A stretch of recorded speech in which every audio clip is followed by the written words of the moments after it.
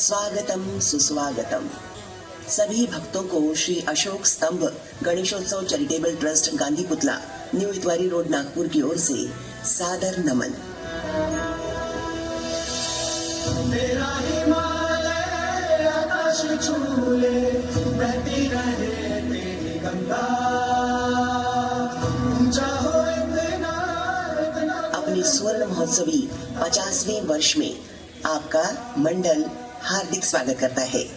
आपकी अविरत श्रद्धा, प्रेम, स्नेह में बांधकर आपने हमें इस स्वर्ण महोत्सवी वर्ष को आपके साथ साझा करने के लिए प्रेरित किया है।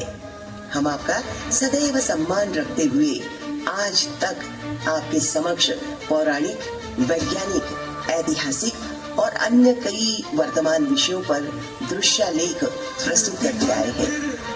इस वर्ष ऐसी ही वर्तमान घटना पर आधारित भारत सरकार और भारतीय सेना की ओर से दिया गया एक शक्तिशाली संदेश, ऑपरेशन सिंदूर।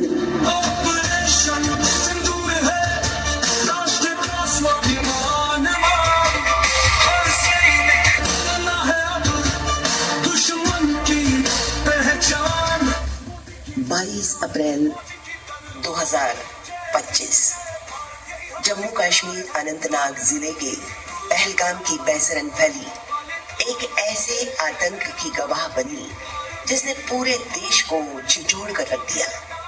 उस दिन सैकड़ों लोग कश्मीर की सुंदर वादियों में अपनों के साथ समय बिताने आए थे। चारों तरफ बस खूबसूरती और खुशहाली थी। माहौल में एक सुकून भरी गूंज थी। कोई धरती के स्वर्ग को निहारे जा रहा था, कोई अपने आप प्रसन्न हुए जा रहा था। जब सारे लोग अपनों के साथ इस हसीन मंजर में डूबे हुए थे, तभी देवदार के पेड़ की ओट से 5-6 लोग निकलकर वहां आ पहुंचते हैं।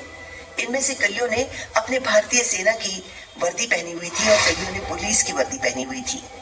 लेकिन वो बेरहम आतंकी थे। हर एक के हाथों में M4 कार्बाइन्स और AK-47 जैसी राइफल्स थी और पीठ पर भारी बैग, गोलियां, ग्रेनेड और बारूद से भरे हुए थे। आतंकी सबसे पहले शुभम नामक आदमी के पास पहुंचते हैं, जो अपने परिवार के साथ हंसी खुशी बातों में डूबे हुए थे। और एक आतंकी उन पर बंदूक तानकर चिल्लाकर कहता है, बता तो हिंदू है या मुसलमान। आतंकियों की बंदूक और सवालों से शुभम और उनकी पत्नी दोनों डर से कांपने लगी। जब आतंकी ने चिल्लाकर पूछा तो शुभम के कांपते हुए होठों से बस एक शब्द निकला,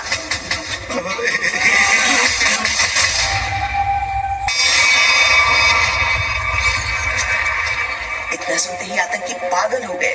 उनकी आंखों में नफरत उबाल मारने लगी। इसके बाद आतंकियों ने अपनी राइफल से अंधाधुंध कई गोलियां शुभम पर दाग दी। इसके बाद आतंकी पूरी जगह फैलकर हिंदुओं को निशाना बनाने में जुट गए। चारों ओर भगदड़ मच चुकी थी। कुछ लोग गिरते पड़ते भागने की कोशिश कर रहे थे तो कुछ लोग डर के मारे जमीन पर ही लेट गए थे, जैसे मिट्टी से चिपकने से मौत टल जाएगी। तभी एक आतंकी खून से सना चेहरा और आंखों में वहशीपन लिए लोगों के सामने आकर खड़ा हुआ और जोर से चिल्लाने लगा, सारे हिंदू एक तरफ हो जाओ और मुसलमान एक तरफ। सभी लोग सुन्न रह गए। कोई अपनी जगह से हिल भी नहीं पाया। इसके बाद उन आतंकियों ने एक एक कर उन लोगों से धर्म पूछना शुरू कर दिया। क्या तुम हिंदू हो? जिसने भी हाँ कहा, अगले ही पल आतंकियों ने उसे गोलियों से भून डाला। इसके बाद आतंकियों ने नाम पूछने के बजाय उनसे कलमा पढ़वाना शुरू किया। चलो घुटनों पर बैठ और कलमा पढ़। इन मासूम लोगों की भीड़ में सुशील नथानियल का परिवार भी मौजूद था। एक आतंकी सुशील के पास आया और दहाड़ते हुए बोला। सुशील ने कांपते हुए उसे जवाब दिया। बस ये सुनना ही था कि आतंकी ने झट से अपनी बंदूक सुशील की ओर घुमा दी और उसकी जान ले ली। दूसरी ओर पल्लवी के पति मंजुनाथ को भी धर्म के नाम पर मौत दे दी गई। पल्लवी अपनी आंखों के सामने पति को जाते हुए देख रही थी और रो पड़ी। फपकते हुए उसने आतंकियों से कहा, मुझे भी मार दो, मैं अब जीकर क्या करूंगी।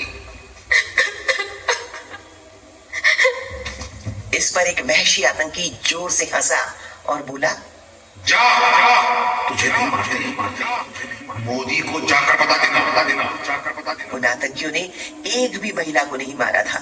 उन्होंने सिर्फ इसलिए छोड़ा था ताकि जिंदा लाशें जाकर इस नरसंहार की खबर देश और सरकार तक पहुंचा सके। इस आतंकी हमले में 26 निर्दोष लोगों की जान चली गई, जबकि 20 लोग बुरी तरह से घायल हो गए। जब सीआरपीएफ के जवान लोगों की मदद करने के लिए पहुंचे तो कई सैलानियों ने उन्हें आतंकवादी समझा, क्योंकि आतंकवादी भी हमारी सेना और पुलिस की वर्दी पहनकर आए थे। एक महिला तो जवानों के आगे गिड़गिड़ाने लगी, प्लीज मेरे बच्चे को मत मारना, प्लीज मेरे बच्चे को मत मारना, मैंने पहले ही अपने पति को खो दिया है। उस महिला का यह खौफ देखते ही सीआरपीएफ जवानों के रोंगटे खड़े हो गए। उन्होंने सभी को शांत करके आश्वस्त किया और बताया कि वो भारत के जवान हैं, उनकी सुरक्षा के लिए आए हैं। भले ही इंडियन फोर्सेस बाद में घटनास्थल पर पहुंची और घायलों को रेस्क्यू किया गया। इस कायराना और आतंकवादी हमले के बाद भारत सरकार भी एक्शन में आ गई। होम मिनिस्टर अमित शाह ने खबर मिलते ही पहलगाम का दौरा किया और मृतकों के परिवारजनों को आश्वस्त किया कि इस हमले के जिम्मेदार लोग जल्द ही अपनी कब्र में होंगे। प्रधानमंत्री मोदी जी सऊदी अरेबिया का दौरा बीच में रद्द कर भारत लौटे और अगले ही दिन 23 अप्रैल को cabinet committee on security (CCS) की इमरजेंसी मीटिंग बुलाई। इसमें पाकिस्तान को करारा जवाब देने के लिए गंभीर चर्चा हुई। इस आतंकी हमले की जड़ें इतनी गहरी है कि ये जड़ें पाकिस्तान की इंटेलिजेंस एजेंसी ISI, पाकिस्तान के आर्मी चीफ जनरल असीम मुनीर और पाकिस्तान के प्रधानमंत्री शहबाज शरीफ की सरकार तक पहुंचती है।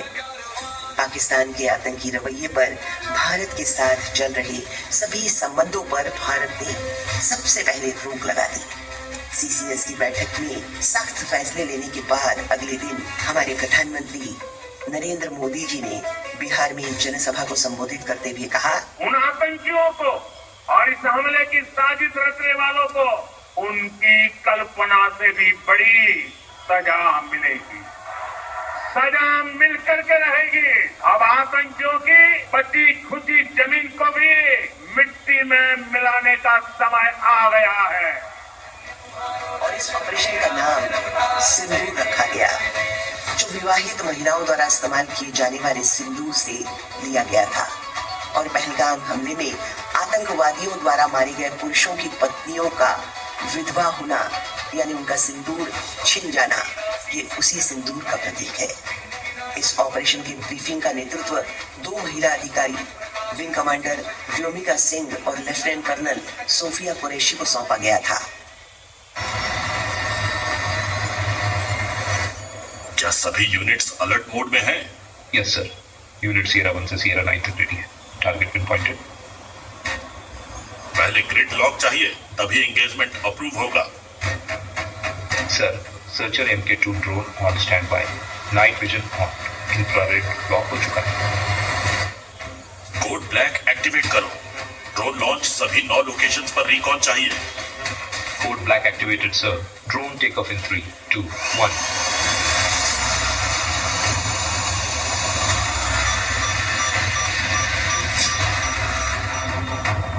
अब हमारी आंखें दुश्मन के सिर के ऊपर हैं।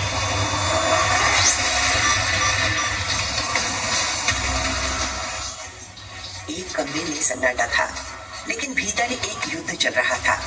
हर स्क्रीन पर पहाड़ों के बीच छिपे अंधेरे की तस्वीरें थी।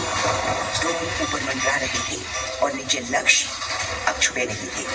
कोई शोर नहीं, कोई सवाल नहीं, बस एक इशारा और एक आदेश। अब वक्त आ गया है। रात गहरी थी पर शांत नहीं। रनवे की लाइट्स अंधेरे को चीर और एक के बाद एक भारतीय लड़ाकू विमान गरजते हुए आसमान की ओर देखा और इंजन की आवाज एक चेतावनी थी। दूसरी ओर के ठिकानों से दागी गई मिसाइलें अंधेरे में बेआवाज एक एक निशाना सुनकर प्रहार करती रही। कुछ ही पल बाद दूसरी तरफ जमीन कांप उठी, तेज विस्फोट हुए। ये सिर्फ हमला नहीं था, साफ संदेश था। भारत अब चुप नहीं रहेगा।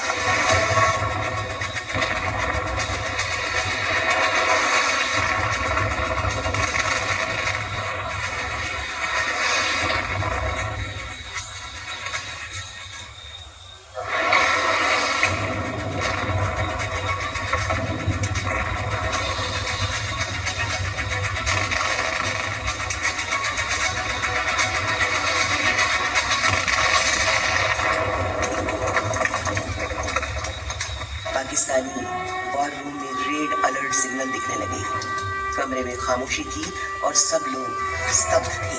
जनाब, 9 टारगेट्स, एक भी नहीं बचा। इंडिया ने सब कुछ खत्म कर दिया। ये सर्जिकल नहीं था सर, ये मैसेज था।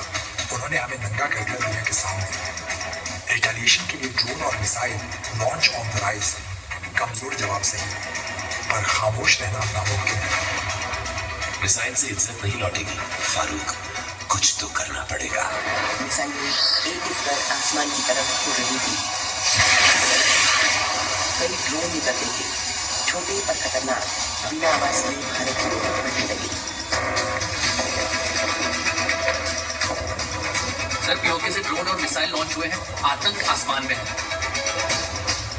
बारिश वो लाएंगे, बिजली हम गिराएंगे। S-400 active, targets locked. Order sir. S-400 stand by पे रहे। जैसे ही हॉस्टाइल सिस्टम रेंज में आए, एलिमिनेट कर दो।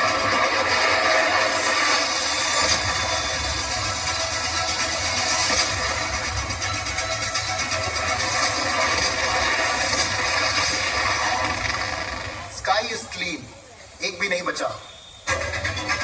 आज भारत ने सिर्फ बॉर्डर नहीं, भरोसा भी डिफेंड किया है।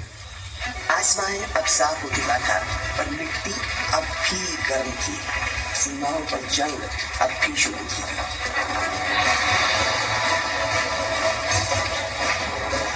Bravo to base. Fire incoming from airpost Charlie. Sir, एक सोल्जर जख्मी है, but we are holding. Bravo 3 cover fire, उनके MG पोस्ट को टारगेट करो। और साथ में जीत की ज्वाला उठेगी और आंखों में रोष का सैलाब उठेगा। One sniper down. हम उठते हैं, दर्द भी सहते हैं, पर किसी दर्द से शक्ति का जन्म होता है। हिंदुस्तानी रिटेलिएशन के लिए फ्लैग सिक्योर रखो।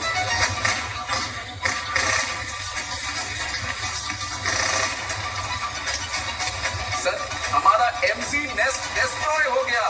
Fall back, fall back. अब उजड़ा कोई सिंदूर, हम तुझको उजाड़ देंगे। ये नया भारत है, अब भूल मत करना, अंदर घुस के मारेगा। ये उनकी टैक्टिकल सुपीरियरिटी थी और हम एक्सपोज हो गए। अगला कदम सर। कदम क्या उठाना जब पैरों तले जमीन ही नहीं बची।